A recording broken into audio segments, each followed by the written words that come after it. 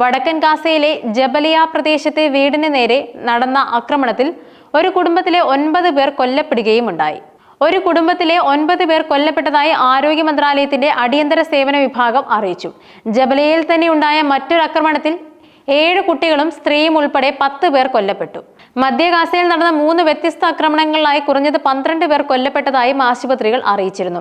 തെക്കൻ നഗരമായ ഖാൻ യൂനിസിലും പരിസര പ്രദേശങ്ങളിലും നടന്ന വ്യോമാക്രമണങ്ങളിൽ 48-ലധികം പേർ കൊല്ലപ്പെട്ടു. അഭയാർത്ഥി ക്യാമ്പുകളിലാണ് ആക്രമണം നടന്നത്.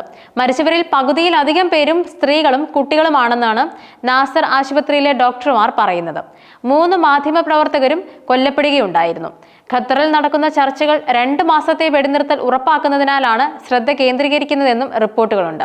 20ഓളം ബന്ദികളെ മോചിപ്പിക്കുന്നതിന് പകരമായി ഇസ്രയേൽ ജയിലുകളിൽ നിന്ന് 100 കണക്കിന് പലസ്തീനുകളെ മോചിപ്പിക്കണം. മാർച്ച് ആദ്യം മുതൽ ഗാസയിൽ ഏർപ്പെടുത്തിയിരിക്കുന്ന കർശനമായ ഉപരോധം അവസാനിപ്പിക്കണം.